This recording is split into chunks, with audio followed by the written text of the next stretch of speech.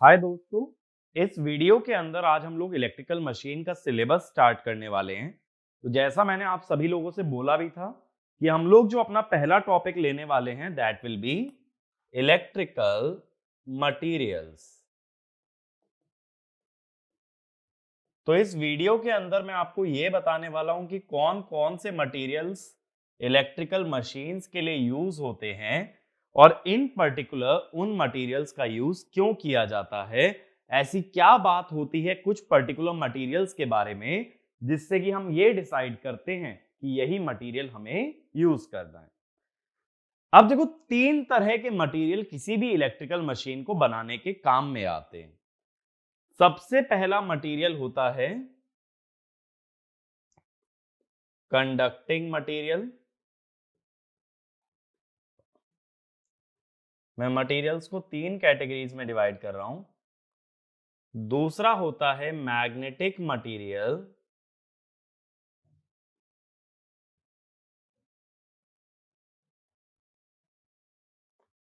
और तीसरा होता है इंसुलेटिंग मटेरियल। ठीक है, ये तीन तरह के मटेरियल हमारे यूज होते हैं किसी भी एक इलेक्ट्रिकल मशीन के अंदर। अब देखो, तीनों का पर्पस अलग अलग है। जैसे कंडक्टिंग मटेरियल है तो किसी भी मशीन में जो भी कंडक्टिंग पार्ट्स रहेंगे जिसमें कि करंट फ्लो करेगा तो वहां हम यूज करेंगे कंडक्टिंग मटेरियल। फिर हम ये भी जानते हैं कि मशीन ज्यादातर मैग्नेटिक फील्ड पे काम करती हैं, तो जिन मटेरियल्स के अंदर मैग्नेटिक फील्ड प्रोड्यूस होगी वो होंगे मैग्नेटिक मटेरियल। और फिर हम लोग क्या करते हैं कि कंडक्टिंग और नॉन कंडक्टिंग हिस्से को मशीन के सेपरेट किया जाता है एक इंसुलेटर से। ऐसे सोचो, ट्रांसफार्मर के अंदर से हमारी वायर निकाली जाती है, जो वायर हमारी ट्रांसमिशन लाइन में जाके जुड़ेगी। ट्रांसफार्मर के अंदर से कनेक्शन निकालोगे ना, वायर निकालोगे, बट इस बात का ध्यान रखना पड़ेगा जब ट्रांसफार्मर में से वायर निकाल रहे हो कि वो ट्रांसफार्मर में टच ना हो जाए। अगर टच हो गई तो उसकी बाहर की जितनी भी बॉडी है ना, सारा बाहर का जो सरफेस है उसमें करंट जाने लगेगा। उसमें करंट जाएगा तो कोई भी उसे टच करेगा उसको शॉक लग जाएगा। इसीलिए हमें क्या करना होता है कि उन वायर और वो टैंक, आउटसाइड सरफेस जो होता है उसे टैंक बोलते हैं, उसके बीच में इंसुलेटर देना पड़ता है। तो जनरल वे में ये बोल दो, कंडक्टिंग और नॉन कंडक्टिंग पार्ट्स के बीच में क्या प्रोवाइड करना पड़ता है? इंसुलेशन। करंट फ्लो करेगा conducting material, magnetic field exist करेगी मैग्नेटिक मटेरियल, और कंडक्टिंग और नॉन कंडक्टिंग हिस्से को आइसोलेट करेगा इंसुलेटिंग मटेरियल। तो ये तीन तरह के मटेरियल मैं आप लोगों को एक्सप्लेन करने वाला हूं। तो फर्स्ट हेडिंग डाल लेना इलेक्ट्रिकली कंडक्टिंग मटेरियल।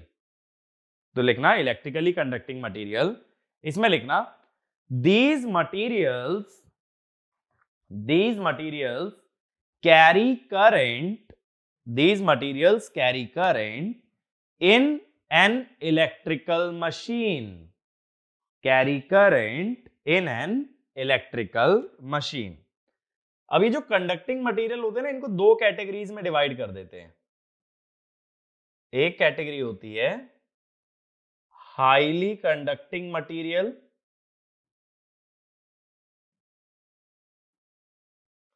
दूसरी होती है हाईली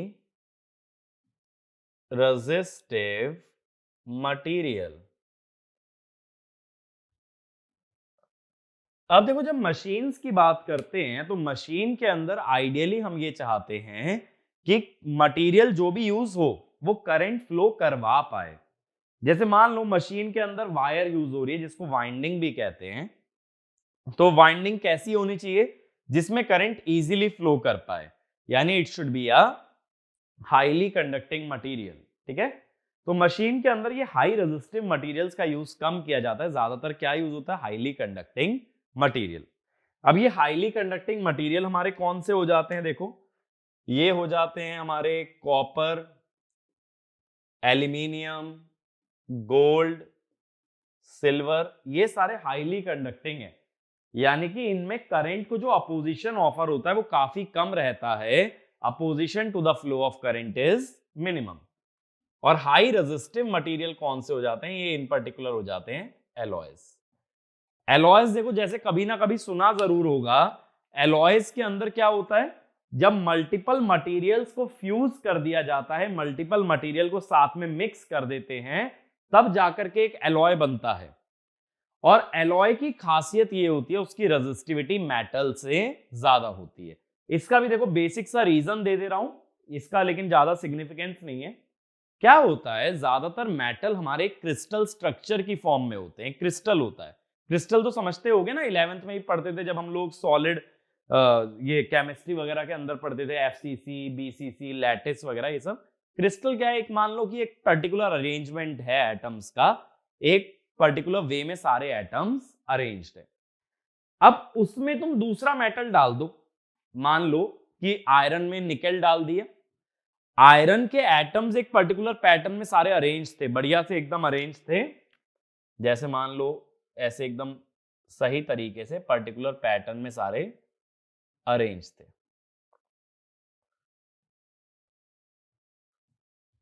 इस तरीके से, ठीक है, सारे एटम अरेंज थे। अब मैंने क्या किया, एकदम से एक बड़ा एटम इसमें घुसा दिया, दूसरा मेटल डाल के इस पूरे पैटर्न में एक बड़ा एटम मैंने डाल दिया, तो ये स्ट्रक्चर बिगड़ेगा। ये स्ट्रक्चर बिगड़ेगा तो क्या होगा, ये जो एटम्स हैं इनका अरेंजमेंट खराब हो जाएगा, कोई ऊपर कोई नीचे कोई आगे कोई पीछे, ये एटम सारे हिल जाएंगे।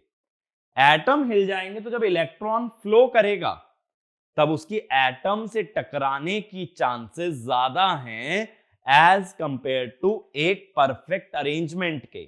जब कोई एटम इधर पड़ा है उधर पड़ा है, कोई आगे कोई पीछे, तो क्या होगा, जब इलेक्ट्रॉन चलेगा वो किसी ना किसी एटम से टकरा जाएगा, और जब इलेक्ट्रॉन किसी एटम से टकराएगा तो वो करंट को इधर से उधर तक पूरा कैरी नहीं कर पाएगा, ठीक है। करंट फ्लो के लिए क्या चाहिए कि चार्जेस फ्लो कर पाए एक एंड से दूसरे एंड तक, बट बीच में अगर इलेक्ट्रॉन एक एटम से टकरा गया तो it can not carry current, ठीक है। इसीलिए जब हम लोग एलॉय बनाते हैं तो क्रिस्टल स्ट्रक्चर खराब होता है, क्रिस्टल स्ट्रक्चर खराब होने से इलेक्ट्रॉन्स के फ्लो को हिंड्रेंस मिलता है, या ये कह दो रेजिस्टेंस या रेजिस्टिविटी बढ़ता है। ये बात बेसिक क्लियर हुई। तो एलॉयज का यूज कहां करते हैं, जहां हाई रेजिस्टेंस डिजायरेबल होता है, जैसे हीटिंग एलिमेंट। अब देखो घर में कभी ना कभी कपड़े प्रेस तो किए होंगे या कपड़े प्रेस होते देखा होगा, वो जो आयरन नहीं आती, कभी स्टीम आयरन आती है, एक नॉर्मल आयरन आती है, उसके नीचे का जो सरफेस होता है जिससे कपड़े प्रेस करते हो ना पूरा, वो नीचे का सरफेस, वो नीचे का एलिमेंट, वो कभी भी मेटल नहीं होता है, वो एलॉय होता है, क्योंकि वहां हम चाहते हैं कि वो गर्म हो। गर्म होने के लिए ज्यादा पावर लॉस चाहिए, ज्यादा पावर लॉस के लिए रेजिस्टेंस ज्यादा चाहिए, I²R। तो अगर रेजिस्टेंस ज्यादा तो ज्यादा पावर लॉस, हीटिंग ज्यादा तो कपड़े इजीली प्रेस कर पाओगे। ऐसे ही देखो घर के अंदर गीजर रहता है, गर्म पानी से नहाते हैं, तो अब सर्दियों में तो वैसे भी नहाते हैं गर्म पानी से ही, तो जब गर्म पानी करते हो तो तुम क्या चाहते हो कि गीजर अपनी हीट को ट्रांसफर कर दे पानी में। अब इसके लिए गीजर का एलिमेंट गर्म होना चाहिए, गीजर का एलिमेंट गर्म होगा तो वहां रेजिस्टेंस ज्यादा होगा, तो इजीली गर्म हो जाएगा, रेजिस्टेंस कम होगा तो धीरे धीरे गर्म हो पाएगा। तो जहां भी हीटिंग एलिमेंट बनाना होता है ना, वहां एलॉयज का यूज करते हैं। एलॉयज के अंदर एक खास बात और हमें जो प्रॉपर्टी मिलती है कि इसका टेम्परेचर कोएफिशिएंट कम होता है। अब ये टेम्परेचर कोएफिशिएंट क्या चीज है भाई, देखो ऐसा रिलेशन पहले पढ़ा होगा जरूर, R=R0 1 + α∆T। तो ये जो अल्फा होता है ना, ये कहलाता है टेम्परेचर कोएफिशिएंट ऑफ रेजिस्टेंस, यानी रेजिस्टेंस की टेम्परेचर पे डिपेंडेंसी बताता है। तो टेम्परेचर बढ़ने से हमारा रेजिस्टेंस बढ़ता है, लेकिन एलॉयज का रेजिस्टेंस जो है ना टेम्परेचर के साथ कम वेरी करता है। ये मेटल्स का जो रेजिस्टेंस है टेम्परेचर के साथ ज्यादा वेरी करता है। तो ये मेटल्स का यूज हम कहां करेंगे, मशीन के अंदर जो भी वाइंडिंग्स हैं वो मेटल से या हाईली कंडक्टिंग मटेरियल से बनाओगे, और किसी भी एप्लीकेशन में कहीं हीटिंग एलिमेंट बनाना है तो वो ज्यादातर एलॉय से बनाया जाता है। मेरी बात क्लियर हुई, दोनों का डिफरेंस। तो मशीन में सिर्फ कौन से मटेरियल यूज करने वाले हो, हाईली कंडक्टिंग, और वहीं अदर एप्लीकेशन में हाई रेजिस्टिव मटेरियल या एलॉयज का भी यूज कर सकते हैं। एलॉयज की दो प्रॉपर्टी डिफरेंट होंगी मेटल से, एलॉय की रेजिस्टिविटी मेटल से ज्यादा होगी, लेकिन इसका temperature coefficient of resistance alpha metal से कम होगा। तो जब कभी इंस्ट्रूमेंट पढ़ते हो, मेजरमेंट पढ़ते हो, तब हम ऐसा कह देते हैं कि एलॉय यूज करने से इंस्ट्रूमेंट पे टेम्परेचर का इफेक्ट मिनिमाइज कर सकते हो। तो एलॉयज का भी पर्टिकुलर एप्लीकेशन होता है, बट अभी मशीन के लिए हमारा बस पहले वाला पार्ट इंपॉर्टेंट है, हाईली कंडक्टिंग मटेरियल। अब इसके बाद नेक्स्ट लिखना, ये वाला नोट कर लेना इसके नीचे। अब नेक्स्ट लिखना, properties of highly conducting material. Properties of highly conducting material, ठीक है। पहला लिखो, highest possible conductivity. Highest possible conductivity, obvious चीज है ना भाई, हाईली कंडक्टिंग मटेरियल की बात कर रहा हूं तो कंडक्टिविटी तो हाई होगी ही होगी, अगर वो भी नहीं हुई तो फिर बेकार है मटेरियल। अगला लिखो, less temperature coefficient of resistance. Less temperature coefficient of resistance. अब देखो क्या होता है, किसी भी मेटल में टेम्परेचर बढ़ने के साथ रेजिस्टेंस हमारा बढ़ता है। अगर मशीन में ऐसी वायर यूज कर रहे हो जिसमें टेम्परेचर के साथ रेजिस्टेंस तेजी से बढ़ रहा है, तो क्या होगा, तुमने थोड़ी देर मशीन चलाई, मशीन में लॉसेस हुए, मशीन गर्म हुई, गर्म होने से रेजिस्टेंस बढ़ गया, रेजिस्टेंस बढ़ने से लॉसेस और बढ़ गए, लॉसेस बढ़ने से वो और टेम्परेचर बढ़ गया। इस तरह से क्या होगा, टेम्परेचर लगातार ना बढ़ता चला जाएगा, ठीक है। तो हम क्या चाहते हैं कि टेम्परेचर भले ही मशीन का बढ़े, चलते हुए मशीन धीरे धीरे गर्म होने लगे, बट साथ साथ उसके लॉसेस नहीं बढ़ने चाहिए। लॉसेस क्या रहने चाहिए, कांस्टेंट, जितना भी रहे लॉस कम से कम रहना चाहिए। अगर टेम्परेचर बढ़ने के साथ लॉस बढ़ने लगा तो मशीन की ना एफिशिएंसी गिरने लगेगी। एफिशिएंसी हमें क्या बताती है किसी भी मशीन के अंदर, कि इनपुट से ली हुई पावर का कितना हिस्सा तुम दे पा रहे हो। सपोज मैंने तुम्हें 100 रुपए दिए, तुम आगे कितना ट्रांसफर करोगे 100 रुपए में से, दैट इज योर एफिशिएंसी, ठीक है। तो अगर लॉस बढ़ने लगेंगे बीच में तो बाहर वो पावर कम दे पाएगा, तो दैट इज अनडिजायरेबल। जितना पावर हम इनपुट पे दे रहे हैं उसका ज्यादा से ज्यादा फ्रैक्शन बाहर जाना चाहिए। दूसरा एग्जांपल लो, मान लो एक बैंक से दूसरे बैंक में पैसे ट्रांसफर करते हो, तो बैंक वो ट्रांसफर के चार्जेस लगाता है, खासकर एसबीआई तो जरूर लगाता है ना। अब वो 5 रुपए 10 रुपए लगा रहा है, तुमने 1000 रुपए ट्रांसफर किए, उसमें 5 रुपए कोई बहुत बड़ी बात नहीं है, लेकिन 10 रुपए ट्रांसफर करो उसमें 5 रुपए अगर वो खा जाए तो लॉस आ गया ना बड़ा, 50% पैसा तो बैंक ही ले गया। इसीलिए एफिशिएंसी का भी कुछ ऐसा ही फंडा है कि ली हुई पावर का कितना हिस्सा मशीन डिलीवर कर पाएगी, दैट इज योर एफिशिएंसी, ठीक है। इसीलिए मैंने बोला टेम्परेचर कोएफिशिएंट कम रहे, क्योंकि ये गारंटी है जब मशीन चलेगी तो उसका टेम्परेचर बढ़ेगा, बट टेम्परेचर के साथ अगर रेजिस्टेंस बढ़ेगा तो उसके लॉस बढ़ेंगे और एफिशिएंसी गिर जाएगी। अगला पॉइंट लिखो, adequate mechanical strength, adequate mechanical strength and absence of brittleness, and absence of brittleness. अब क्या होगा भाई, हम एक कॉपर की तार लेते हैं, ठीक है, वाइंडिंग बनाने के लिए मैं कॉपर की तार लेता हूं। सपोज ये मेरा कोर है, इस पे मैंने तार बढ़िया से वाउंड कर दी, एकदम टाइट तरीके से वाउंड कर दी। अगर ये तार के अंदर मैकेनिकल स्ट्रेंथ अच्छी नहीं है, मजबूत तार नहीं है, तो क्या होगा, जब टाइटली वाउंड कर रहे हो ये कहीं ना कहीं टूट जाएगी। वो चीज नहीं होनी चाहिए। यानी तार जो भी यूज कर रहे हो, जो वायर यूज कर रहे हो, वो इतनी मजबूत हो कि जब उसे वाउंड किया जाए तो वो वायर ना टूटे। ब्रिटलनेस का भी मतलब यही होता है कि चटक जाती है जब कोई चीज, उस पर प्रेशर डालने से, उस पर फोर्स लगाने से, तो उसे ब्रिटल बोलते हैं, है ना। तो ब्रिटल नहीं होनी चाहिए और उसकी मैकेनिकल स्ट्रेंथ हाई होनी चाहिए, वरना वायर ब्रेक हो सकती है। अगला लिखो, रोलेबिलिटी, स्पेलिंग बोर्ड से लिख लेना, रोलेबिलिटी एंड ड्रॉएबिलिटी।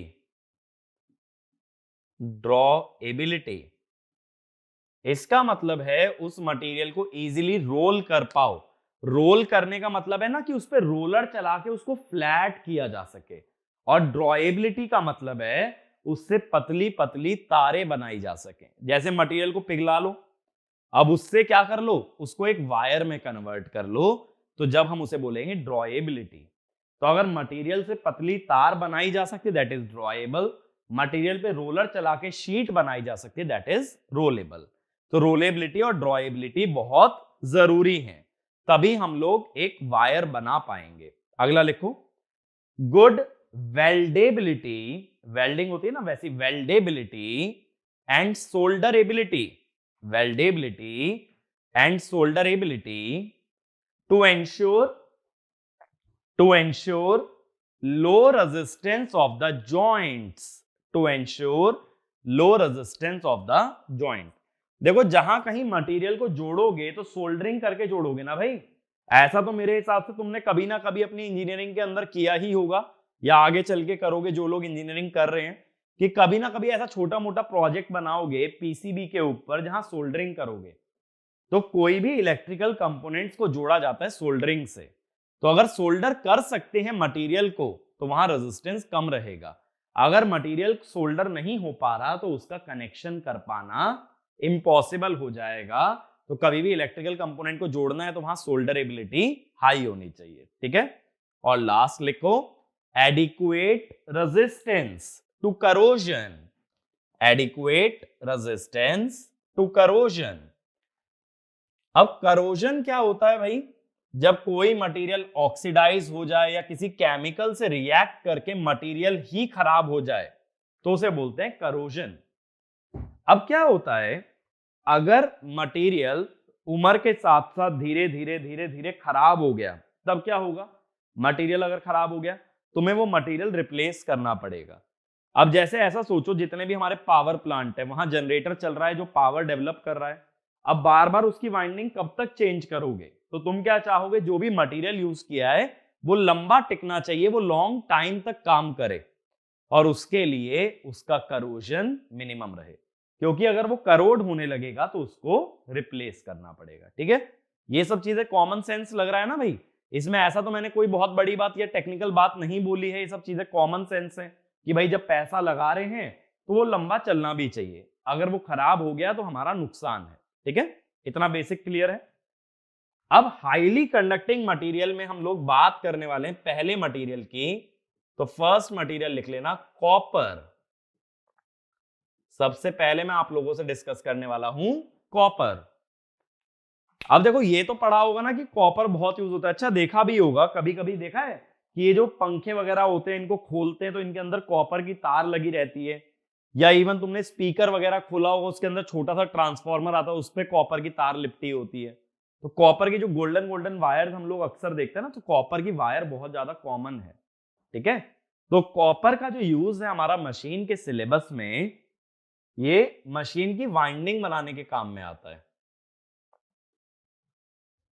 ठीक है, मशीन वाइंडिंग। अब उसका रीजन क्या होता है, देखो सबसे पहली चीज समझो, मैंने बताया हाईली कंडक्टिंग मटेरियल हमारे चार होते हैं, गोल्ड, सिल्वर, कॉपर, एल्यूमिनियम। इसमें कंडक्टिविटी कैसे चलती है, देखो गोल्ड की सबसे ज्यादा होती है, फिर सिल्वर की, फिर कॉपर की, और फिर एल्यूमिनियम की, ठीक है। ये इनकी कंडक्टिविटी का ऑर्डर है सिग्मा। अब क्या होता है, ये तो तुम भी जानते हो, देखो मार्केट रेट सब लोगों को पता है, यहां इतने बड़े हो चुके हो कि सोना चांदी तो कहीं से भी सस्ता नहीं है। अब एक चीज सोचो, एक मशीन में सोने की तार लगी हो, वो मशीन रातों रात चोरी हो जाएगी, समझ रहे हो। इतना महंगा मटेरियल हम लोग यूज कर ही नहीं सकते, वरना इतनी महंगी मशीन जब चलाएंगे तो होगा क्या, मान लो एक पावर प्लांट में उसने सोने की तार वाला जनरेटर रख दिया, अब उसका बिल कौन भरेगा, तुम ही तो भरोगे भाई। जो कॉस्ट लगी है उस जनरेटर को बनाने में वो रिकवर जनता से ही की जाएगी, और जब वो रिकवर जनता से की जाएगी तो इतना बिल हम लोग पे नहीं कर सकते। मैं कहूंगा भाई सोने की तार लगाने की क्या जरूरत थी, सस्ती लगा लेते, अब लगाई तुमने भुगते हम, ऐसा तो नहीं हो पाएगा। तो इसीलिए कभी भी इतने प्रेशियस और इतने रेयर मेटल्स का यूज नहीं करते। तो मेरे पास दो चॉइसेस बचती हैं, कॉपर और एल्यूमिनियम, जिसमें कॉपर की कंडक्टिविटी एल्यूमिनियम से ज्यादा है, तो वाइंडिंग बनाने के लिए हमेशा कॉपर को प्रेफर किया जाता है। इवन कॉपर भी जो है ना धीरे धीरे खत्म हो रहा है, तो कॉपर भी बहुत प्रेशियस होता है। बहुत लोग ऐसे होते हैं ना कि कॉपर की तार भी चोरी करके बेच देते हैं, इसकी भी बहुत मार्केट वैल्यू होती है। इससे गलत आइडिया मत निकाल लेना कि आज जाकर के कॉपर की तार निकाल लो कहीं से। बस मैं इतना समझा रहा हूं कि कॉपर की भी मार्केट वैल्यू अच्छी है, और इसीलिए कॉपर भी धीरे धीरे काफी प्रेशियस मेटल्स में काउंट होने लगा है। बट कॉपर को क्यों यूज कर रहे हो, इसकी कॉस्टिंग कम है बाकियों से, और इसकी कंडक्टिविटी ठीक ठाक मिल जाती है, कम भी नहीं कह सकते और बहुत एकदम हाई भी नहीं है, लेकिन हमारे लिए काम चलाने लायक इसकी कंडक्टिविटी होती है। दूसरा फायदा क्या होता है कि कॉपर जो है ना करोड नहीं होता, कॉपर जो है ऑक्सीडाइज नहीं होता, कॉपर जो है करोड नहीं होता। देखना कितने भी पुराने स्पीकर में से कॉपर की तार निकालना, एकदम चमकती हुई तार निकलती है। तो कॉपर ना जल्दी खराब होता नहीं है, और कॉपर अगर जल्दी खराब नहीं होता तो एक बार कॉपर की तार लगा देने से वो लंबे समय तक चलेगी। तो कॉपर के अंदर पॉइंट लिखना, it is use to construct, it is use to construct winding of an electrical machine, it is used to construct winding of an electrical machine because the cost is not very high, because the cost is not very high, and it is highly conducting, and it is highly conducting. Next point, copper is resistant, copper is resistant to oxidation and corrosion, copper is resistant to oxidation and corrosion. ठीक है, next point लिखो, hard drawn copper wires, hard drawn copper wires are used in electrical machines, hard drawn copper wires are used in electrical machine because their mechanical strength is high, because their mechanical strength is high. इसका मतलब है copper की जो तार use करने वाले हो ना वो हार्ड ड्रॉन होनी चाहिए। हार्ड ड्रॉइंग एक प्रोसेस होता है, तो कॉपर की तार जब हार्ड ड्रॉइंग से बनाई जाती है तो वो मजबूत ज्यादा होती है। और मैंने अभी भी बताया था हाईली कंडक्टिंग मटेरियल्स के अंदर मजबूती एक इंपॉर्टेंट क्राइटेरिया है, वरना जब तार को बांधोगे तो टूट सकती है। अब देखो अभी मैंने एक और फैक्टर बताया था, टेम्परेचर कोएफिशिएंट अल्फा जो मैंने बताया था, ये कॉपर के लिए होता है 0.00393 पर डिग्री सेंटीग्रेड, ठीक है। और ये भी लो नहीं माना जाता है, इतना कोएफिशिएंट हाई कंसीडर होता है, ये बात ध्यान देना। ऐसा मत सोचना 0.004 है माने ये लो चल रहा है, ये अच्छी खासी वैल्यू, लो वैल्यू इससे भी बहुत छोटी होती है, ठीक है। जैसे एलॉयज आ जाते हैं ना तो 0.000 में चले जाते हैं, तो उसको हम लोग लो बोलते हैं। ये बात क्लियर हुई? तो ऐसा मत करना भाई ये अल्फा की वैल्यू रटने लगो, छोटे छोटे एग्जाम में पूछी जा सकती है। तो अगर गेट टारगेट कर रहे हो तो इस वैल्यू को रटने की जरूरत नहीं है, लेकिन अगर अदर एग्जाम्स कर रहे हो तो इस वैल्यू को हाईलाइट कर लेना, ये भी याद की जा सकती है, ठीक है। तो ये बात हुई कॉपर की। कॉपर की बात क्लियर हुई कि हमने चारों मटेरियल में से इसको क्यों चूज किया। अगला मटेरियल लिखना, हाईली कंडक्टिंग मटेरियल में अगली हम बात करने वाले हैं एल्यूमिनियम, एल्यूमिनियम। अब देखो एल्यूमिनियम में क्या होता है, जैसा मैंने बताया चारों मटेरियल में सबसे कम कंडक्टिविटी इसकी है, लेकिन एल्यूमिनियम की खास बात क्या है कि एक तो ये बहुत ज्यादा अवेलेबल है। जैसा देखो मैंने अभी पॉइंट डिस्कस किया कि कॉपर धीरे धीरे खत्म होता जा रहा है, इसीलिए कॉपर की जो वायर होती है उसकी भी कॉस्टिंग बहुत ज्यादा होने लग गई है। कॉपर इतना ज्यादा अवेलेबल नहीं है कि जितनी चाहे मशीन कंस्ट्रक्ट करते चले जाएं और कॉपर खत्म भी ना हो। तो कॉपर जब जब खत्म होते जा रहा है तो अगला बेस्ट ऑप्शन जो मेरे पास बचता है दैट इज एल्यूमिनियम। तो अगला पॉइंट लिखो, since copper is getting depleted, since copper is getting depleted, aluminium is the next best choice, aluminium is the next best choice for conducting material, for conducting material, as it is abundantly available, as it is abundantly available, बहुत easily available है aluminium, ठीक है। Copper इतना ज्यादा present नहीं है nature के अंदर। अब लेकिन देखो एल्यूमिनियम की जब बात आती है तो इसके साथ में एक लिमिटेशन हमारे पास आ जाता है। अब तुमने देखा होगा कॉपर की ना ज्यादातर तारें हम लोग देखते हैं, कहीं से भी निकालते हैं कॉपर की तार मिलती है। और देखो घर के अंदर पहले जब खाना रैप किया करते ना, पहले मेरे टाइम में बहुत ज्यादा कॉमन थी एल्यूमिनियम फॉइल। अब तो और बहुत सी चीजें आ गई, क्योंकि एल्यूमिनियम फॉइल कहीं ना कहीं नुकसान करती है। तो एल्यूमिनियम फॉइल अगर देखा हो कितना पतली शीट होती थी, महसूस किया कभी, एकदम पतली शीट होती थी, तुरंत फट जाती थी ऐसे खींचने से। तो एल्यूमिनियम की खास बात ये होती है वो बहुत पतली पतली शीट बनाने के काम में आ सकता है, लेकिन एल्यूमिनियम की ना तार बना पाना थोड़ा सा मुश्किल है। तो ये वाला पॉइंट लिखना, aluminium cannot be drawn, aluminium cannot be drawn into thin wires, into thin wires, but it can be used to form, it can be used to form thin sheet, thin sheet, पतली पतली शीटें बना सकते हो, ठीक है ना। अब देखो कॉपर और एल्यूमिनियम को कंपेयर करते हैं, तो एक 3 कॉलम की ना टेबल बना लेना है ऐसे,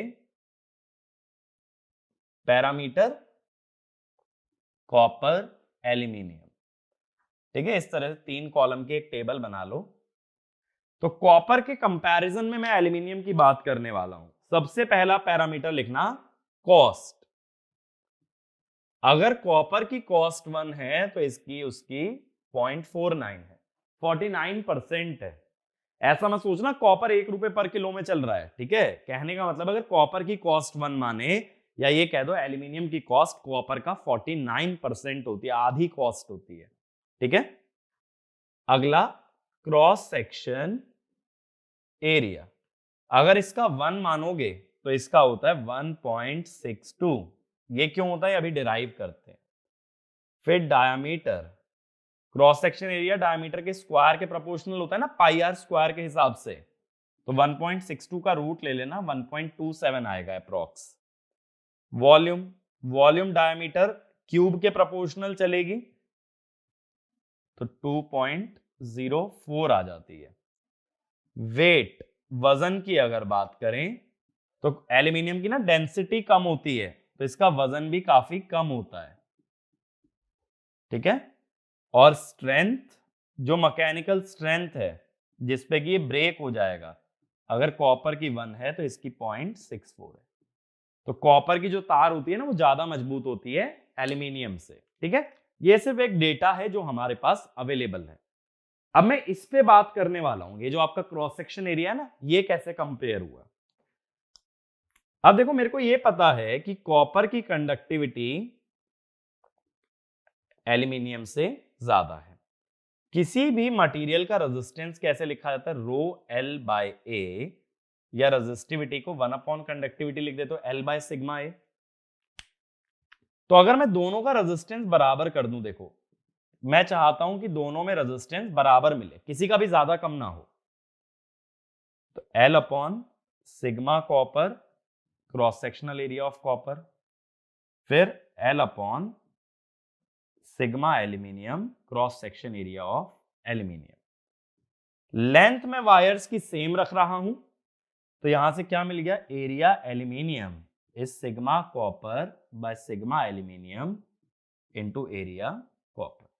अब सिग्मा कॉपर बड़ा है तो ये वैल्यू एरिया कॉपर से बड़ी होगी, क्योंकि sigma copper by sigma aluminium जो आएगा ना, ये 1 से बड़ा फैक्टर आएगा। ये बात मेरी क्लियर हुई।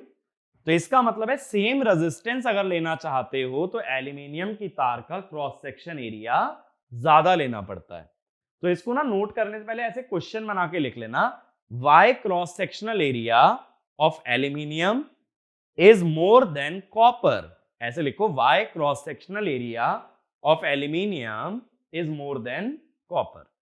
तो अगर तुम चाहते हो दोनों में लॉसेस सेम रहे तो रेजिस्टेंस सेम रखोगे, और सेम रेजिस्टेंस के लिए एल्यूमिनियम की वायर मोटी लेनी पड़ती है कॉपर के मुकाबले, ठीक है। तो एल्यूमिनियम की पतली तार नहीं ली जाती, मोटी तार ली जाती है। ये मेरी बात क्लियर हुई। तो यहां तक नोट करने के बाद अब देखो इससे समझते हैं कि मोटी तार से क्या होगा। देखो क्या होता है ना, मशीन में जब भी तार लपेटी जाती है तो मशीन के अंदर ना स्लॉट्स बनाए जाते हैं। थोड़ा सा मैं स्लॉट्स का आइडिया देता हूं। ऐसे ना गड्ढे कर दिए जाते हैं, बात समझ रहे हो, कि परफेक्ट सिलेंडर नहीं रहता जब तार बांधते हैं, थोड़ा सा गड्ढा करते हैं। उसका रीजन क्या होता है कि नहीं तो तार अटकेगी कैसे। अगर एकदम स्मूथ सरफेस बना दोगे तो तार तो फिसल जाएगी ना। अगर तार को एक गड्ढे के अंदर बांधा जाए तो वो निकलेगी नहीं वहां से कभी। इस टाइप के स्लॉट्स होते हैं, ठीक है भाई। अब ये जो स्लॉट्स होते हैं ना, इसमें तार लपेटी जाती है। जैसे देखो, एक ऊपर और एक नीचे का स्लॉट ले लो, तो इसके अंदर ऐसे तार लपेट लो इस तरह से, ये पीछे से वापस आ जाएगी लौट के, इस तरह से तार लपेट लेंगे। ऐसे इधर से लपेट लो, ऐसे लेफ्ट से लपेट लो, तो तार लपेटी जाती है। ये जो है ना 3 डायमेंशनल स्ट्रक्चर है तुम्हारा ऐसे। तो ये जो तार है ना, एक्चुअल में कैसे जाएगी, ये ऐसे जाएगी, फिर वहां से घूम के वापस ऐसे आएगी, इस तरह से जाती है तार, ठीक है। सिलेंडर के आगे से ली, पूरा पीछे से घुमा के ऊपर वाले छेद में ले आए, ऐसी इसमें इस तरह से पूरी वाइंडिंग लपेटी जाती है, ठीक है। ये सिलेंडर की लेंथ कम ज्यादा जो भी होगी, बट वायर लपेटने का पैटर्न यही होता है। अब एक चीज सोचो, अगर पतली सी तार है तो इजीली लपेट सकते हो, मोटी तार है तो ये जो स्लॉट बनाया है, ये जो गड्ढा किया है, ये ज्यादा बड़ा होना चाहिए। तो अगला पॉइंट यही लिखना, for aluminium wire the size of slot required for aluminium wire, the size of slot required is higher as compared to copper, is higher as compared to copper। यानी ये मत समझना कि कॉपर की वायर को सीधा एल्यूमिनियम की wire से रिप्लेस कर दोगे, मशीन की ना डिजाइनिंग भी बदल जाएगी। यहाँ पे जो भी स्लॉट्स बना रखे हैं उन्हें भी बड़ा करना पड़ेगा, तभी एल्यूमिनियम की वायर यूज हो सकती है। अगला पॉइंट लिखना, for induction motor above 100 kilowatt output, aluminium can be used for cage rotor। Aluminium can be used for cage rotor। अब देखो, जब इंडक्शन मशीन कवर करेंगे ना, तब हम देखेंगे स्क्विरल केज मशीन क्या होती है। स्क्विरल केज मशीन के अंदर ना वाइंडिंग नहीं यूज होती, वहां पे बड़े बड़े सरिया टाइप स्ट्रक्चर होते हैं, बार रॉड की तरह, और एल्यूमिनियम की रॉड का यूज कर सकते हो, क्योंकि एल्यूमिनियम की ना वायर बना पाना वैसे भी मुश्किल है। अभी मैंने बताया ना, एल्यूमिनियम की वायर इतनी इजीली बनती नहीं है, तो एल्यूमिनियम से रॉड बना लो, और जब हम केज रोटर पढ़ेंगे तब हम ये देखेंगे वहां रॉड्स का यूज होता है, तो बड़ी बड़ी रॉड एल्यूमिनियम की भी लगा सकते हो, ठीक है। तो वहां एल्यूमिनियम यूज हो सकता है कॉपर की जगह। अगला पॉइंट लिखना, aluminium can be use to form foil type, FOIL, foil type low voltage winding in a transformer। foil type low voltage winding in a transformer। अब ये फॉइल टाइप क्या हुआ, जैसा मैंने बताया एल्यूमिनियम की पतली पतली शीट पहले आया करती थी खाना रैप करने के लिए, अब भी आती है इवन, बस यूज थोड़ा लोग कम करते हैं, है ना। तो पतली पतली जो शीट आती है एल्यूमिनियम, वो इजीली बना सकता है, तो जो वाइंडिंग बनाओगे वो भी फॉइल की तरह दिखती होगी, वो वायर की तरह नहीं होगी।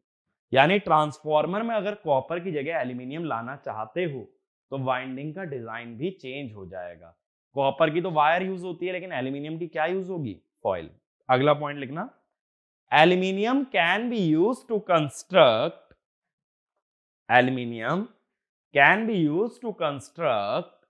tank of a transformer to reduce stray losses। अब ये स्ट्रे लॉस क्या होता है ना, ये ट्रांसफॉर्मर में समझाऊंगा अलग से, और तब हम लोग इस पॉइंट के बारे में बात करेंगे एल्यूमिनियम क्यों यूज कर सकते हैं, ठीक है। तो ट्रांसफॉर्मर का जो टैंक है उसमें आयरन की जगह अगर एल्यूमिनियम यूज करोगे तो लॉसेस कम हो जाते हैं, लॉस कम होने से एफिशिएंसी बढ़ जाएगी। Last point, aluminium easily gets oxidised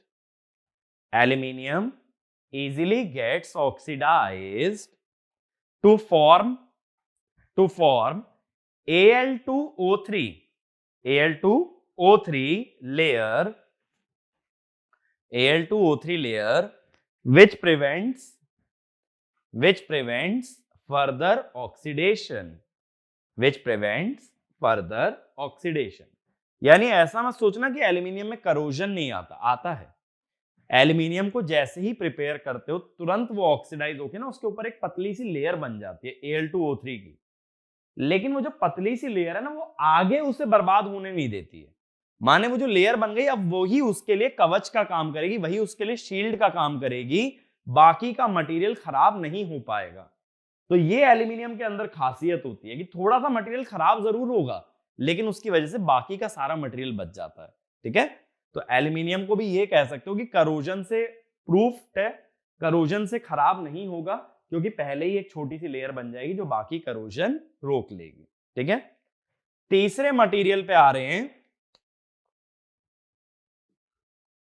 अब लग रहा होगा तीसरा मटेरियल कौन सा आ गया भाई कॉपर एल्यूमिनियम के अलावा? हाँ, इलेक्ट्रिकल कार्बन।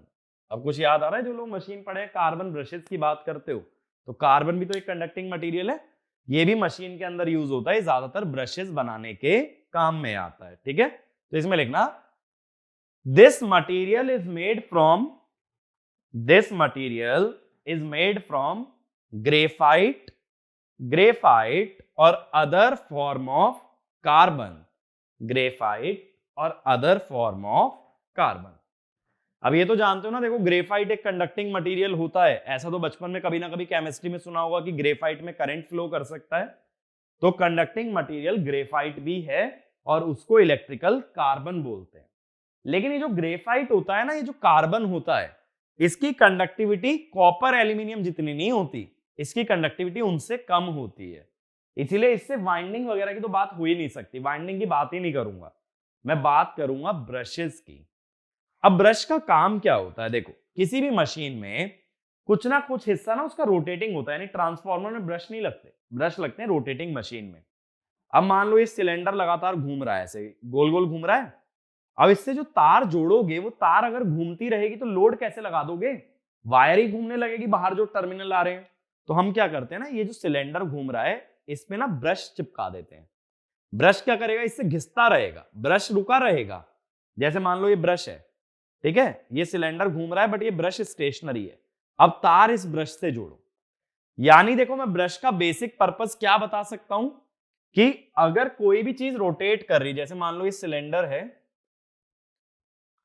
यहां ब्रश लगा है, ये सिलेंडर कितना भी घूम ले ब्रश स्टेशनरी है, ये इस पे छुआ है, ठीक है, तो ये जब सिलेंडर घूमेगा ना ये ब्रश को घिसता हुआ जाएगा, लगातार घिसता रहेगा और यहां से वायर ले सकते हो। तो किसी रोटेटिंग पार्ट से अगर तुम्हें स्टेशनरी वायर निकालनी है तो उसके लिए बीच में क्या जोड़ना पड़ता है? ब्रश। अब बात है कि ब्रश क्यों जोड़ा भाई, ब्रश कार्बन से ही क्यों बनाया? चलो ब्रश का वर्किंग क्लियर हुआ ना। ब्रश का वर्किंग क्या है? कोई भी रोटेटिंग पार्ट है उससे डायरेक्टली वायर जोड़ देने से वायर भी घूमेगी, लेकिन मशीन के बाहर जो मुझे टर्मिनल चाहिए वो कैसे चाहिए? स्टेशनरी चाहिए, वो वायर घूमनी नहीं चाहिए क्योंकि उससे लोड जुड़ेगा। अगर उससे कोई लोड जोड़ रहे हो तो वायर नहीं घूमनी चाहिए। जैसे मान लो अब जनरेटर से तार निकली, हमारे घर में आ रही है जनरेटर से निकली हुई तार, ट्रांसमिशन लाइन, जनरेटर की तार घूम रही है, उससे ट्रांसमिशन लाइन भी घूम रही है, उससे घर के हमारे सारे बल्ब घूम रहे हैं। ऐसा हो सकता है कभी? एक चीज सोचो ना, घर के अंदर सारी डिवाइसेस क्या हैं? स्टेशनरी है भाई। इसका मतलब है जनरेटर से जो वायर्स निकाली गई हैं उन्हें कहीं ना कहीं स्टेशनरी करना बहुत जरूरी है। तो जो भी वायर किसी घूमते हुए हिस्से से निकले उसको स्टेशनरी बनाने की जिम्मेदारी किसकी होती है? ब्रश की। लेकिन अब बात यह कि ब्रश में हम यूज तो एल्यूमिनियम, कॉपर भी कर सकते थे, फिर कार्बन का यूज क्यों किया? देखो क्या होता है ना, जब मेटल पे मेटल घिसता है ना, मेटल पे मेटल घिसता है तो देखा होगा ना चिंगारी बनती है, ठीक है, स्पार्किंग होती है। तो इसीलिए कभी भी मेटल के साथ मेटल नहीं जोड़ते क्योंकि जब वो इसे घिसेगा ना तो स्पार्किंग होगी। कार्बन अगर कभी नोटिस किया हो तो कार्बन ना बहुत चिकना टाइप का मटेरियल होता है, बहुत स्मूथ सरफेस होता है, तो वहां स्पार्किंग थोड़ी कम होती है। ठीक है, तो इसीलिए कार्बन की जो स्मूथनेस है उसी की वजह से हम लोग किस ब्रश का यूज करते हैं? कार्बन के ब्रश का, बस लेकिन इसकी कंडक्टिविटी कॉपर और एल्यूमिनियम से कम होती है। तो ये वाला पॉइंट लिखो। conductivity of carbon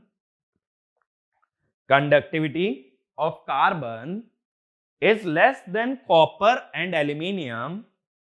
Conductivity of carbon is less than copper and aluminium, but its surface is smoother.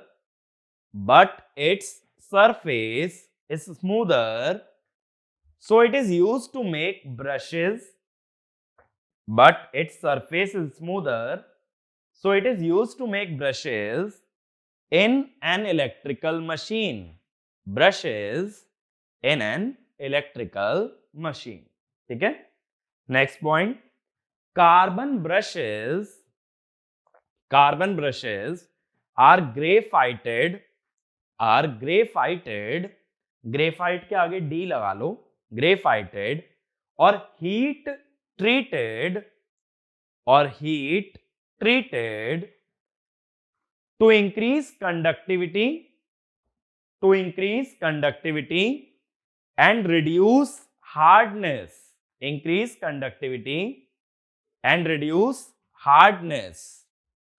अब देखो क्या होता है, किसी भी मटेरियल को गर्म करने से उसके जो मॉलिक्यूल्स है ना वो दूर दूर होते हैं, मॉलिक्यूल फैलने लगते हैं.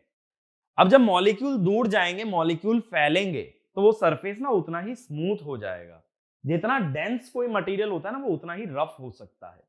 तो जब मॉलिक्यूल्स फैलने लगते हैं तो मटेरियल हमारा स्मूथ हो जाता है, प्लस मॉलिक्यूल्स के बीच में अगर जगह ज्यादा है तो इलेक्ट्रॉन आसानी से फ्लो भी कर सकता है, तो उसकी कंडक्टिविटी भी बढ़ती है प्लस उसकी स्मूथनेस भी बढ़ती है.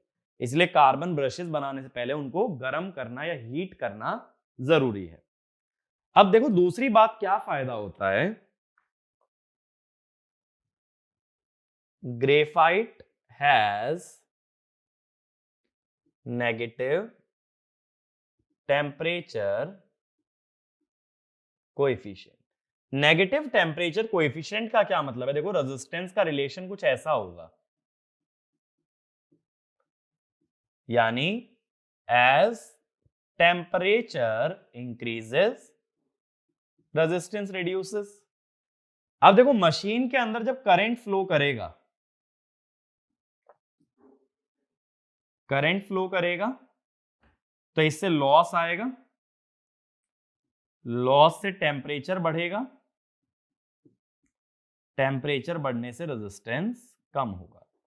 तो जब करंट फ्लो कराते हैं ना तो रेजिस्टेंस कम होने लगता है कार्बन के ब्रश का.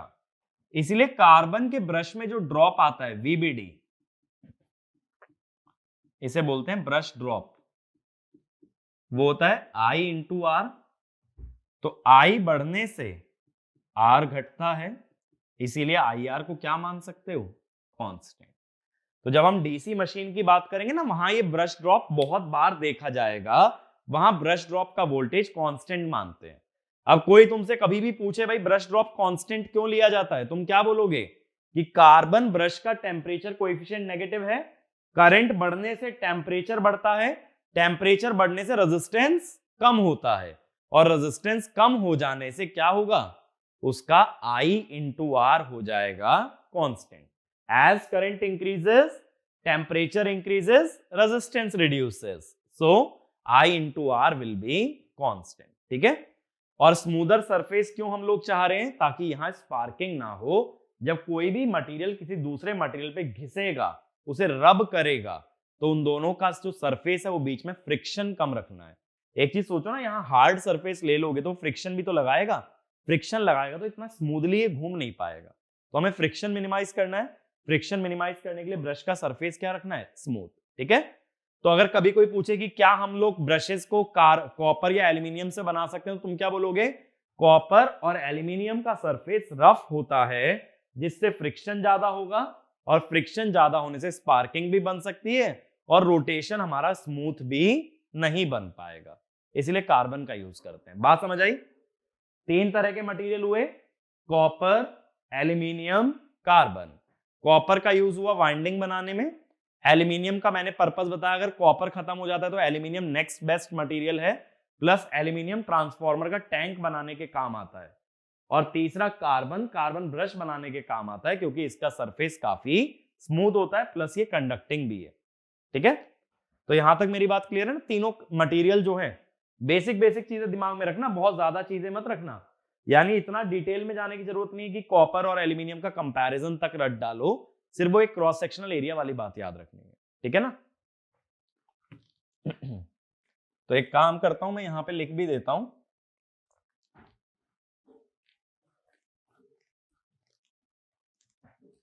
कि जो भी मटेरियल अभी हमने कवर किए, हमने 3 मटेरियल देखे हैं। तो कॉपर, ये यूज होगा मशीन की वाइंडिंग में, एल्यूमिनियम ट्रांसफार्मर के टैंक बनाने के काम में आएगा, और कार्बन ये ब्रश बनाने के काम में आता है। ये 3 हमारे कंडक्टिंग मटेरियल होते हैं। रीजंस क्लियर है?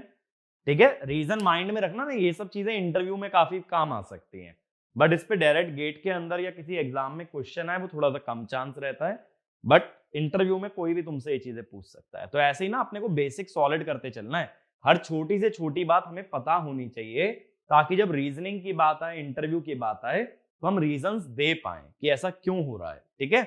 इससे ज्यादा डिटेल में ना कोई केमिस्ट्री में नहीं घुसेगा कि कॉपर की कंडक्टिविटी क्यों हाई होती है, क्या उसका मॉलिक्यूलर अरेंजमेंट होता है, क्या एल्यूमिनियम का स्ट्रक्चर क्या होता है, ये सब चीजों में नहीं जाना, ठीक है?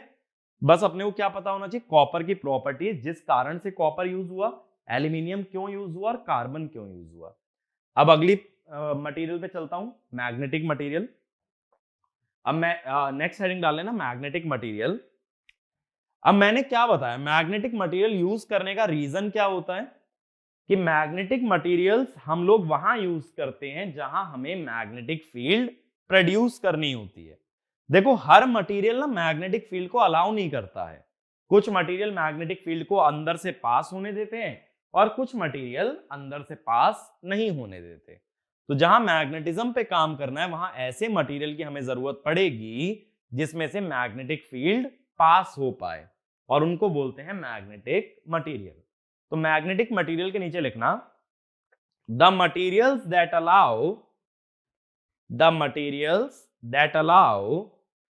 Flow of magnetic field, the materials that allow flow of magnetic field through them are called as magnetic materials, are called as magnetic materials, ठीक है? अब इसके अंदर भी कैटेगरीज आ जाती हैं। तो सबसे पहली कैटेगरी लिख लेना, डायामैग्नेटिक मटेरियल, डायामैग्नेटिक मटेरियल, ठीक है? अब देखो, कोई भी मैग्नेटिक मटेरियल होता है ना, उसके अंदर छोटे छोटे मैग्नेटिक डाइपोल होते हैं। अब ये मैग्नेटिक डाइपोल क्या चीज है? एक ऐसा एलिमेंट जिसके 2 पोल हों। मैग्नेट में 2 पोल कौन से होते हैं? नॉर्थ पोल और साउथ पोल, ठीक है? तो क्या होता है, एक ये जो डायामैग्नेटिक मटेरियल होता है ना, बिना किसी मैग्नेटिक फील्ड के इसके अंदर ना नो डाइपोल्स होते हैं, no dipoles in absence of magnetic field. लेकिन जब मैग्नेटिक फील्ड लगा देते हो, जब मैग्नेटिक फील्ड लगा दी जाती है, H होती है ना मैग्नेटिक फील्ड इंटेंसिटी, तो इसके अंदर छोटे छोटे डाइपोल बन जाते हैं, और वो मैग्नेटिक फील्ड से ना उल्टा ओरिएंट होते हैं, इस तरह से। तो मैग्नेटिक फील्ड लगा देने से डाइपोल बनेंगे, और वो अपोजिट डायरेक्शन में अलाइन हो जाएंगे।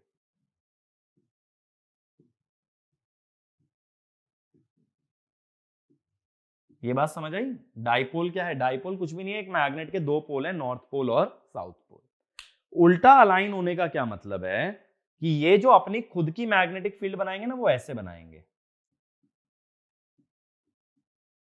अब देखो, मैग्नेट के अंदर एक बेसिक तो जानते हो ना, मैग्नेट के अंदर एक बेसिक क्या हम लोग जानते हैं कि जब दो पोल लिए जाते हैं एक मैग्नेट के, एक नॉर्थ पोल और एक साउथ पोल, तो इसकी मैग्नेटिक फील्ड लाइंस कैसे बनती हैं?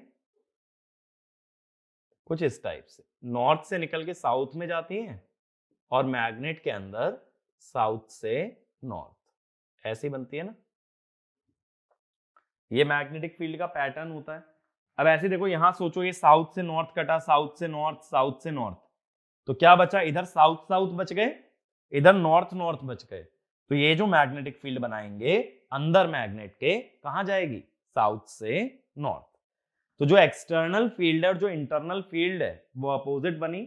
इस तरह के मटेरियल को कहते हैं diamagnetic material.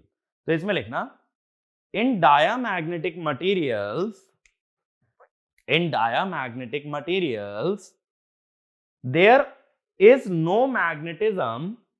In diamagnetic materials there is no magnetism in absence of external magnetic field. In absence of external magnetic field, ठीक है। Next point, when magnetic field is applied, when magnetic field is applied, dipoles are induced. When magnetic field is applied, dipoles are induced and they orient in a direction opposite to, and they orient in a direction opposite to external magnetic field, in a direction opposite to external magnetic field. तो ये जो internal magnetic field है ना, इसको represent करते हैं magnetisation से।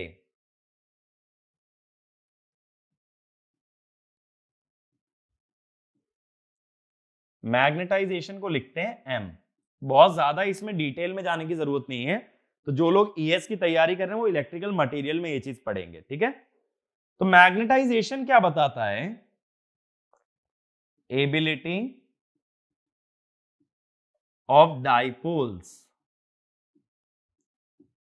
to align when magnetic field is applied. जब कभी मैग्नेटिक फील्ड अप्लाई करते हो तो किसी मटेरियल में डाइपोल ज्यादा इजीली अलाइन हो जाते हैं, किसी में दिक्कत आती है। जिसमें इजीली अलाइन हो गए तो उसमें ये बोलोगे उसका मैग्नेटाइजेशन हाई है। अब ये मैग्नेटाइजेशन वेक्टर जो होता है ना, ये ऐसे लिखा जाता है, chi M into H vector. H vector is external magnetic field, ठीक है। Chi M is magnetic susceptibility.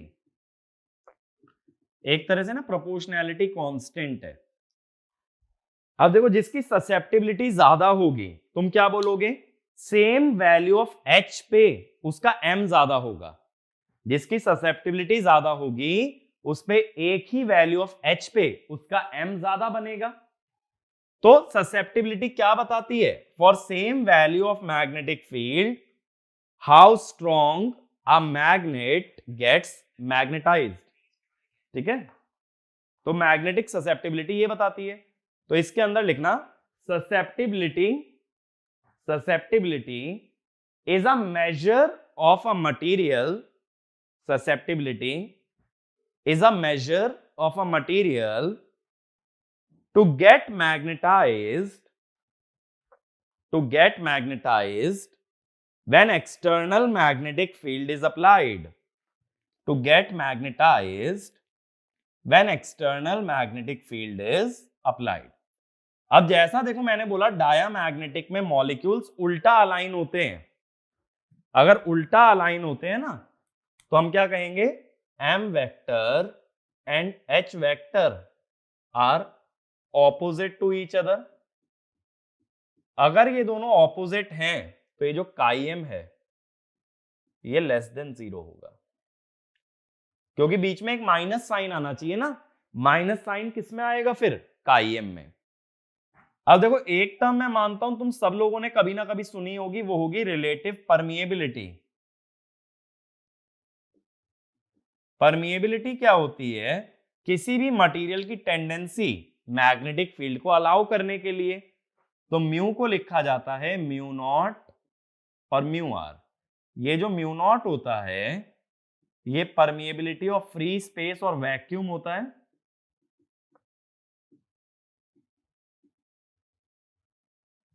इसकी वैल्यू कितनी होती है भाई? अब ये सब जो वैल्यूज है ना ये आगे बहुत काम आने वाली हैं। 4 पाई इंटू 10⁻⁻7 हेनरी पर मीटर। ये जो म्यू आर होता है ना इसको रिलेटिव परमिएबिलिटी बोलते हैं। ये 1 प्लस काई एम होता है।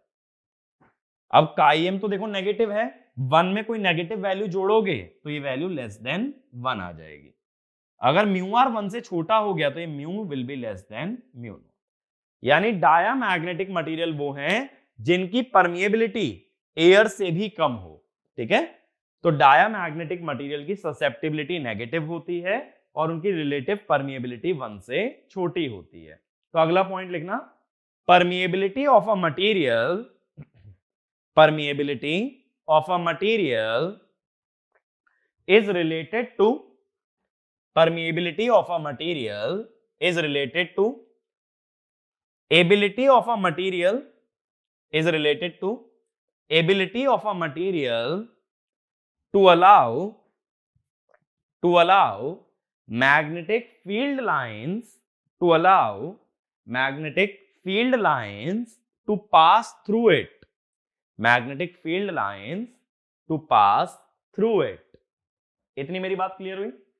ठीक है, अब आगे चलते हैं। ये बात क्लियर है ना, इसका काई एम नेगेटिव आता है। अब इसके बाद क्या होता है देखो, हम मैग्नेटिक मटेरियल के अंदर एक टर्म यूज करते हैं मैग्नेटिक फ्लक्स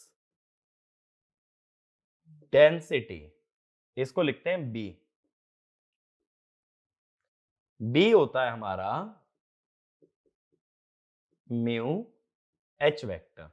ठीक है, तो इसमें लिखना magnetic flux density, magnetic flux density represents, magnetic flux density represents the closeness, the closeness of magnetic field lines, the closeness of magnetic field lines to each other, to each other।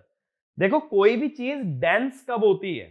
कोई भी चीज जैसे dense होती है तो उसका मतलब होता है जो उसके अंदर लाइंस बनाओगे, जो डायग्राम बनाओगे ना, वो लाइंस बहुत क्लोज क्लोज आ जाएंगी, तभी तो बोलोगे डेंस है ना। डेंस का मतलब होता है घना, हिंदी में अगर बात करें तो घना कब होता है? जब चीजें बहुत क्लोज होती हैं। जैसे मान लो घना जंगल, तो एक फॉरेस्ट को डेंस कब बोलते हैं? जब उसमें बहुत सारे पेड़ और बहुत पास पास हो कि उनके बीच में कुछ दिखे ही नहीं।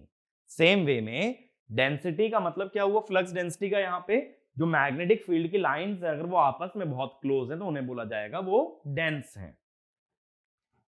अब देखो यहां हमें पता चला डायामैग्नेटिक मटेरियल में mu less than mu naught है, यानी जो मैग्नेटिक फील्ड लाइंस एयर में है या फ्लक्स डेंसिटी एयर में है वो ज्यादा होगी डायामैग्नेटिक मटेरियल के मुकाबले, क्योंकि डायामैग्नेटिक का तो म्यू कम है ना और बी तो म्यू के प्रोपोर्शनल है।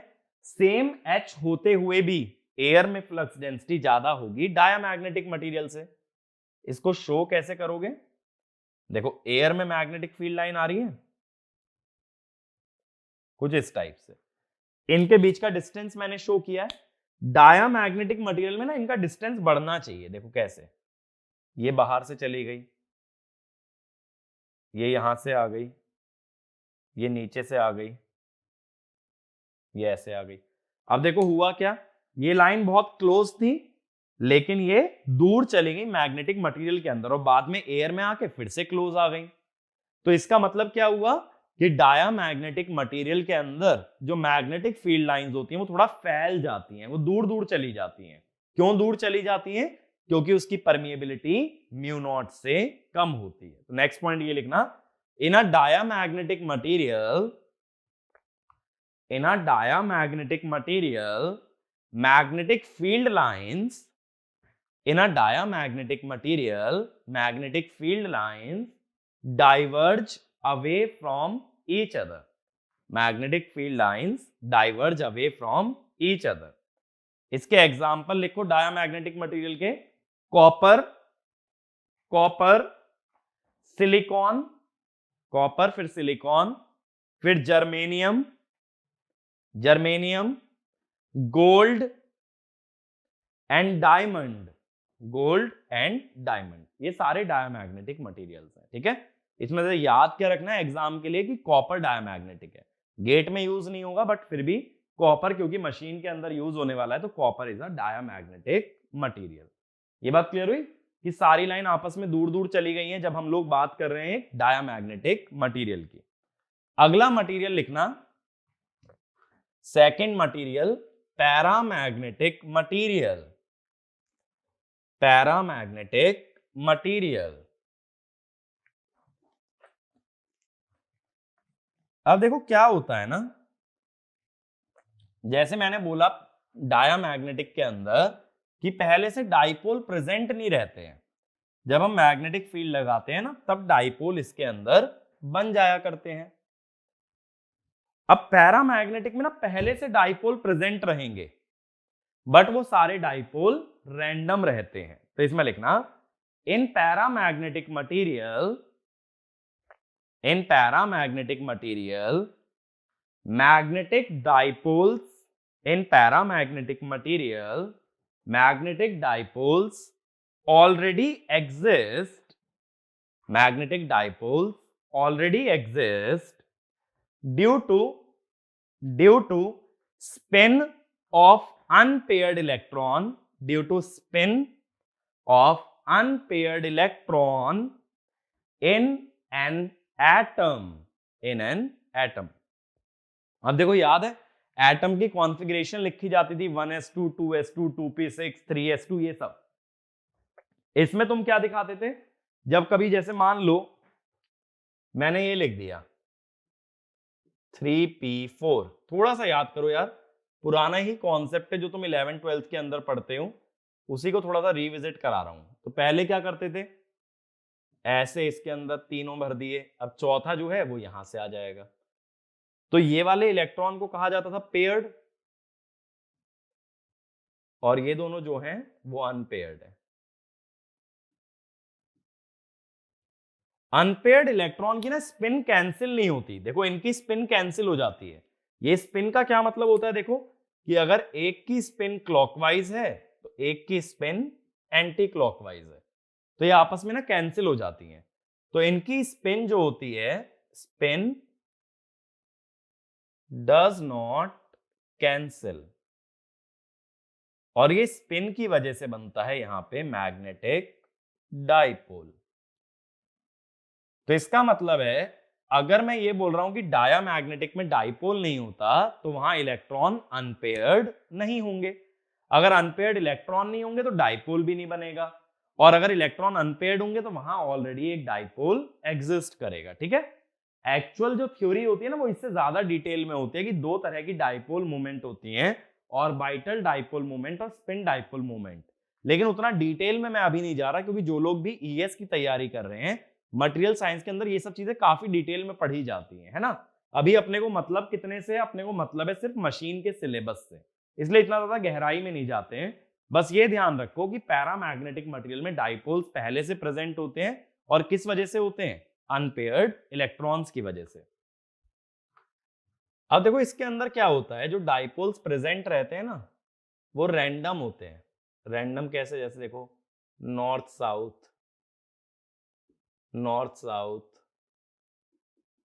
इस तरह से रैंडम पड़े रहते हैं। अब जो डाइपोल मोमेंट होती है ना, डाइपोल मोमेंट हमेशा दिखाते हैं साउथ से नॉर्थ की तरफ। तो ये डायग्राम ना ऐसे ना बनाते हुए एरो से भी बना सकते हो, साउथ से नॉर्थ की तरफ ना एरोस दिखा दो, देखो यही तो बनेंगे।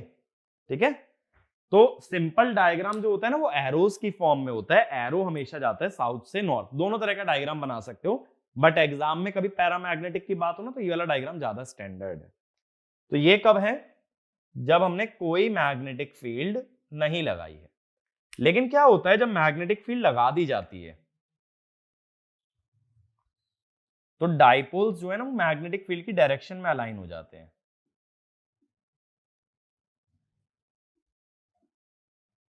ये हमने H लगा दिया। डाइपोल किस डायरेक्शन में होता है?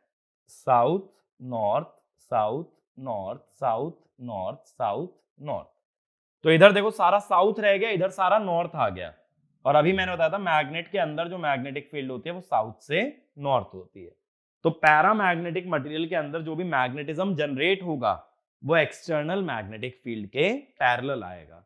तो पहले डायग्राम ड्रॉ कर लो एक बार, ठीक है? वीडियो पॉज करके ड्रॉ करना, फिर आगे लिखो। तो इसमें लिखना आगे, in paramagnetic material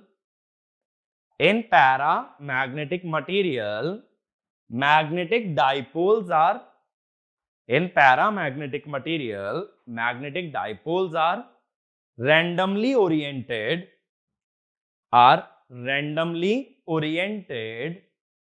but when magnetic field is applied,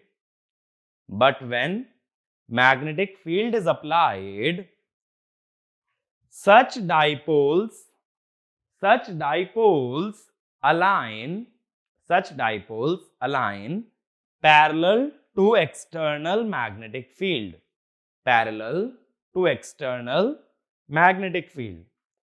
तो इसका जो मैग्नेटाइजेशन है हम लोग ऐसे तो लिखते हैं काई एम इंटू एच। यहां होता है M vector is parallel to H vector, जिसका मतलब ये जो काई एम है ना ये पॉजिटिव आता है। तो डायामैग्नेटिक और पैरामैग्नेटिक में फर्क क्या आ गया कि पैरामैग्नेटिक की ससेप्टिबिलिटी पॉजिटिव है, यहां डाइपोल्स मैग्नेटिक फील्ड के पैरेलल अलाइन होते हैं। अब अभी मैंने बताया था म्यू आर होता है 1 प्लस काई एम, 1 में पॉजिटिव वैल्यू जोड़ोगे तो 1 से बड़ा मिलेगा।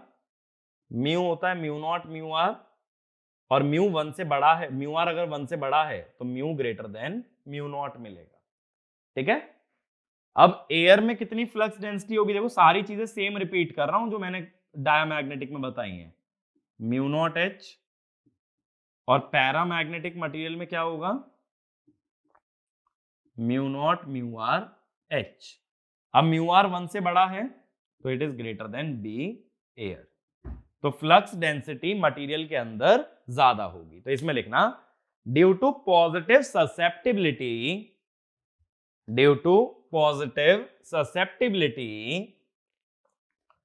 the flux density inside paramagnetic material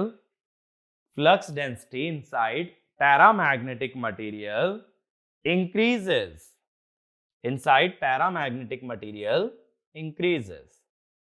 तो अब कैसे दिखाओगे? देखो पहले की तरह लाइंस आ रही हैं। फ्लक्स डेंसिटी बढ़ने का मतलब क्या है कि क्लोजनेस बढ़ जाए।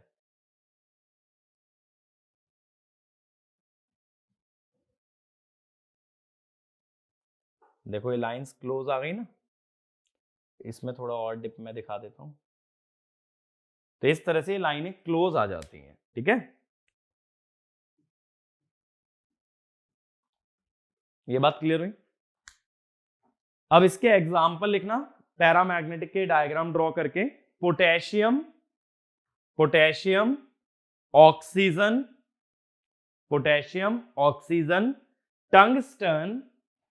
Tungsten and rare earth metal, ठीक है? तो बेसिक डिफरेंस क्या हुआ भाई डायामैग्नेटिक और पैरामैग्नेटिक में? कि डायामैग्नेटिक की काई एम नेगेटिव थी और पैरामैग्नेटिक का काई एम पॉजिटिव है। लेकिन ये ध्यान रखना ये वैल्यूज जो है ना बहुत छोटी होती हैं।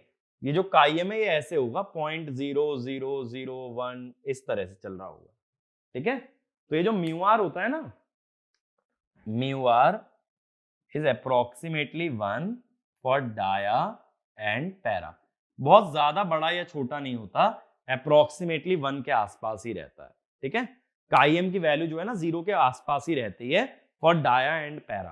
फेरो में बात अलग हो जाती है, जब फेरो की बात करेंगे ना तो वहां बात अलग हो जाएगी, लेकिन डाया पैरा में ये 1 के क्लोज ही रहता है। ये बात क्लियर हुई? अब ये ध्यान रखना, कॉपर एक डायामैग्नेटिक मटेरियल है हमारा, और डायामैग्नेटिक मटेरियल में जो डाइपोल्स बनते हैं वो मैग्नेटिक फील्ड से अपोजिट होते हैं। पैरा में जो डाइपोल बनते हैं वो मैग्नेटिक फील्ड के पैरेलल होते हैं, लेकिन दोनों ही मटेरियल की जो रिलेटिव परमिएबिलिटी है वो 1 के आसपास ही रहती है, ज्यादा डिफरेंस आता नहीं है। ठीक है, तो ये दो तरह के हमारे मैग्नेटिक मटेरियल हमने कवर किए। इसके बाद जो तीसरा और इंपॉर्टेंट मटेरियल आता है दैट इज फेरोमैग्नेटिक। लेकिन फेरोमैग्नेटिक मैं इस वीडियो के अंदर कवर नहीं करूंगा, आगे का मटेरियल वाला पार्ट हम लोग नेक्स्ट वीडियो के अंदर देखेंगे और अच्छे से समझेंगे फेरोमैग्नेटिक मटेरियल, क्योंकि मशीन बनाने में सबसे ज्यादा यूज फेरोमैग्नेटिक मटेरियल का ही किया जाता है। ठीक है, उम्मीद करता हूं कि यहां तक जो भी मैंने बातें आप लोगों से डिस्कस की हैं सब क्लियर हुई होंगी। तो एक बार एक काम करते हैं, फटाफट आज का डिस्कशन समराइज करते हैं। सबसे पहले मैंने बताया कि हाईली कंडक्टिंग मटेरियल कौन कौन से हैं, gold, silver, copper, aluminium. Copper को क्यों चूज किया? क्योंकि ये सस्ता भी है और इसकी कंडक्टिविटी भी अच्छी है, तो कॉपर की वायर बनाते हैं। प्लस कॉपर की मैकेनिकल स्ट्रेंथ ज्यादा होती है, प्लस कॉपर करोड नहीं होता, इस वजह से वाइंडिंग बनाने के काम में आता है। बट एल्यूमिनियम कॉपर के बाद अगला बेस्ट मटेरियल एल्यूमिनियम होता है, सस्ता है, ज्यादा अवेलेबल है, खत्म नहीं होने वाला। नुकसान, पतली वायर ना बना के इसकी वायर मोटी बनेगी या फिर इससे फॉइल बनानी पड़ेगी। इसका यूज ट्रांसफार्मर का टैंक बनाने में। ब्रशेस, कार्बन से हम लोग ब्रशेस बनाते हैं, क्यों? क्योंकि इनका सरफेस स्मूथ होता है, फ्रिक्शन कम बनता है। ब्रश का काम, किसी भी रोटेटिंग टर्मिनल से या रोटेटिंग डिवाइस से स्टेशनरी टर्मिनल निकाले जाते हैं ब्रशेस के थ्रू। कार्बन का नेगेटिव टेम्परेचर कोएफिशिएंट होने के कारण इसका वोल्टेज ड्रॉप फिक्स रहता है। ठीक है, इसके बाद मैग्नेटिक मटेरियल पे है डायामैग्नेटिक, जिसके डाइपोल मैग्नेटिक फील्ड से अपोजिट अलाइन हो। पैरामैग्नेटिक, जिसके डाइपोल मैग्नेटिक फील्ड की डायरेक्शन में अलाइन हो। दोनों का म्यू आर अप्रोक्सीमेटली 1 होता है। डाया में मैग्नेटिक फील्ड लाइंस दूर जाती हैं और पैरा में मैग्नेटिक फील्ड लाइंस पास आती हैं। ठीक है, तो इतना हमने बेसिक चीजें डिस्कस की हैं। अगले लेक्चर के अंदर कोशिश करेंगे कि जो इलेक्ट्रिकल मटेरियल वाला पार्ट है इसको हम लोग वाइंड अप कर पाएं और आगे हम लोग बढ़े। ठीक है, तो बाकी की बातें अगले वीडियो के अंदर, बट ये जो बेसिक जो मैंने पॉइंट तुम्हें समरी में बताया ना, ये अच्छे से याद रखना, क्योंकि ये कहीं भी डिस्कस करोगे ना मशीन्स के बारे में या कहीं इंटरव्यू दोगे तो तुम्हारी नॉलेज इन सब चीजों से दिखती है। तो ये सब चीजें इंटरव्यू के लिए ज्यादा यूजफुल है। और ये मैग्नेटिक मटेरियल जो है ना, ये तो गेट के लिए भी थोड़ा बहुत याद रखना, क्योंकि एक बार फेरोमैग्नेटिक पे गेट में अभी रिसेंटली ही क्वेश्चन पूछा गया था, इसीलिए ये चीजों को बिल्कुल मत डिलीट करना, है ना। कॉपर, एल्यूमिनियम, कार्बन, ये सब चीजें नहीं भी याद रहे तो भी चलेगा। तो बाकी का डिस्कशन नेक्स्ट वीडियो में। Thank you.